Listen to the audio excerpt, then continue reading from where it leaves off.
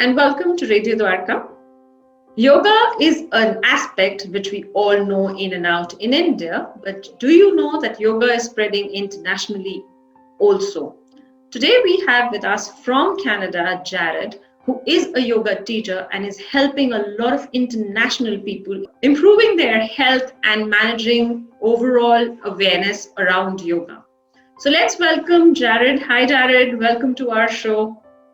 Hi, everyone. Thank you so much for having me on, Ruchi. Jared, I'm really surprised to know that you yourself are a yoga teacher based out in in Canada. So my first question going to be is that how did you know about yoga? So when I was young, when I was in school, I struggled a lot with anxiety and stress, and I was very interested in sports, and I was a very physical person, but I wasn't aware of yoga at the time, and it was a lot of this anxiety and stress that my dad actually realized that I was really struggling, and he gave me a book that was about hatha and tantric yoga, and I started reading the book, and it taught me things like sun salutations. It taught me some simple breathing exercises, and I tried them out, and it made a really big difference for me mentally and physically. And then later in my life, I continued practicing, and I just really fell in love with the practice.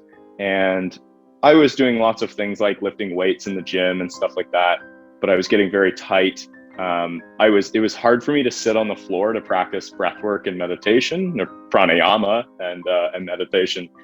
And so I decided to get much deeper into my practice. I was really falling in love with yoga.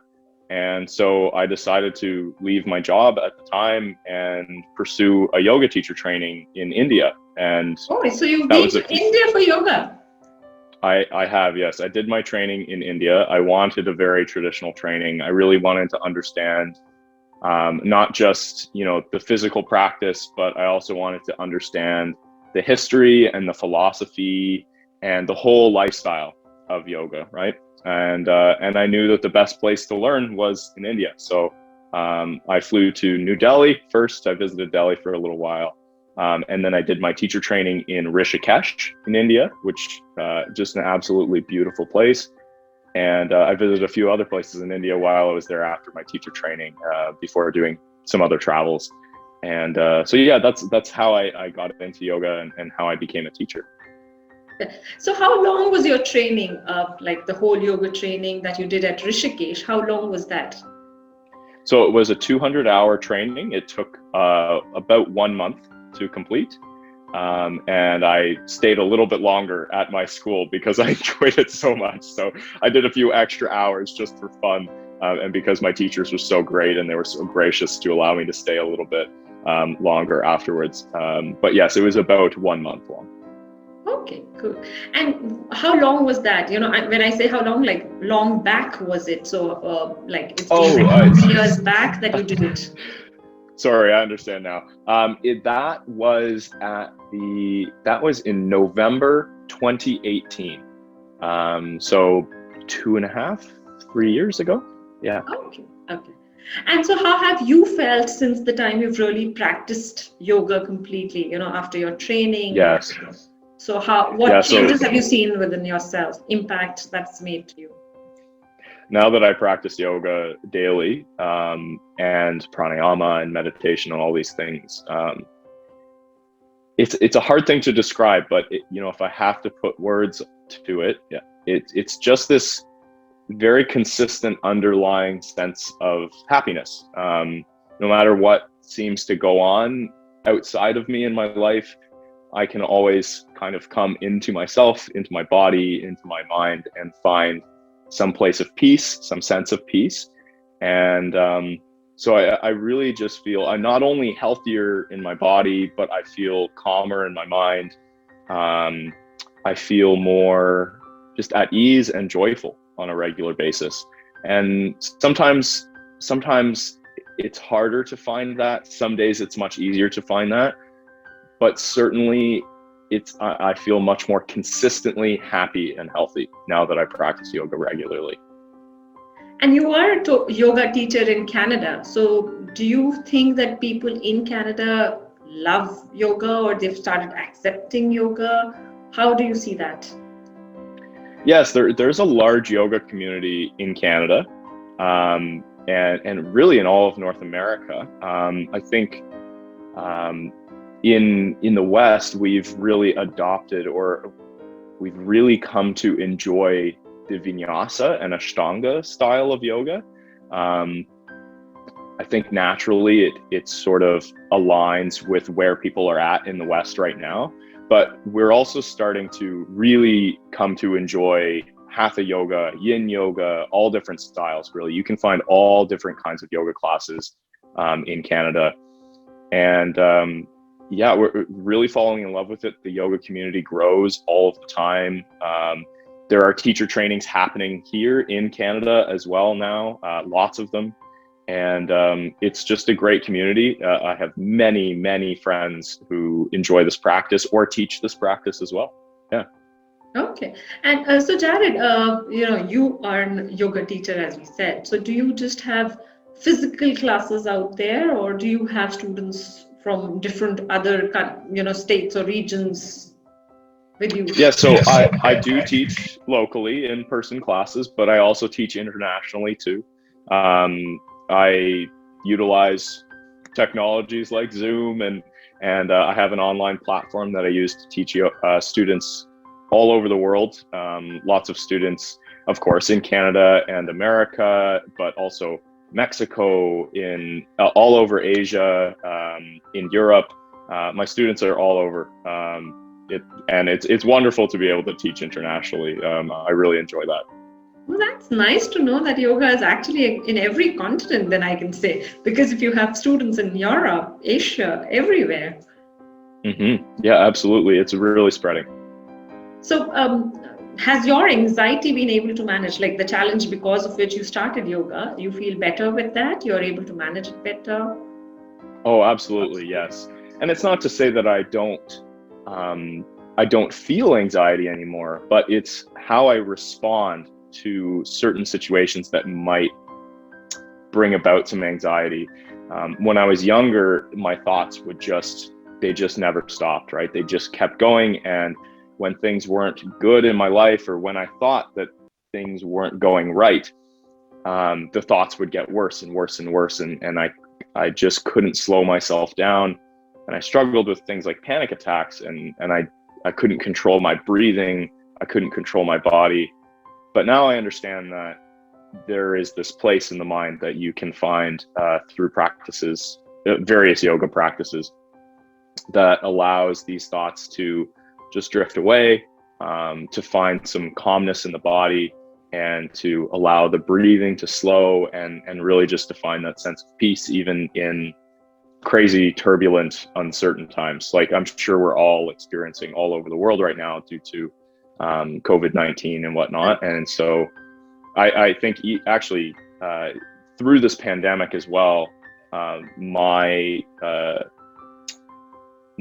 student body has grown tremendously, because of course it's been very challenging times, and a lot more people are starting to lean on practices like yoga to find a sense of peace again. So certainly this practice has allowed me to manage my stresses and my anxieties in a totally new way, and just let it go.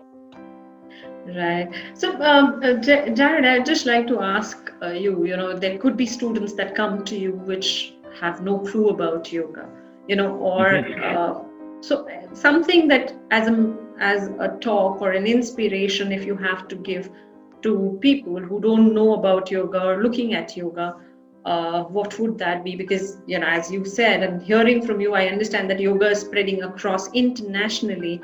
So what is that, your perspective on really yoga going international? Do you think it's good? What's your thought? How would you kind of, help people get along with yoga, or what would be your message to them if they're looking to yoga? Right. Well, first off, I think it's a wonderful thing that yoga is spreading internationally. It's such an important practice. I think it's such a wonderful thing to understand and to experience and to teach as well, because it has so many benefits, from physical to mental and spiritual well-being. And I think it's very interesting to see how yoga is spreading, and how various places across the world take yoga for themselves. Because in India, you understand the history so well, and obviously you live the culture each and every day. And obviously India's much more modernized from when the very roots of yoga were being developed. It's been thousands of years, of course, but it's so close to yourselves in India. It's unique to see how things are spreading in places like Canada, because that history and the philosophy isn't there quite yet. I think people are naturally drawn here to the physical practice, and that's where people start. And but as people get deeper and deeper into asana and into postures and things like that, they start to realize that it has this tremendous and very positive effect on the mind as well, on their awareness of the breath, on all these different kinds of things. And so they slowly dive deeper and deeper. They try other limbs of yoga, if you're familiar with the Ashtanga system, and slowly their practice kind of blooms. It seems in North America, we start with the physical and transition a little bit deeper into the mental and the spiritual. In some other places in Asia, like again, for instance, I have students in places like Singapore, I have had students in India, I have had students in other places in Asia. It seems to me that there's a little bit more immediate understanding of the history and the philosophy. And so the physical and the mental and the spiritual kind of come together more at the same time. And Europe is similar to the West as well. They start with the physical and transition deeper.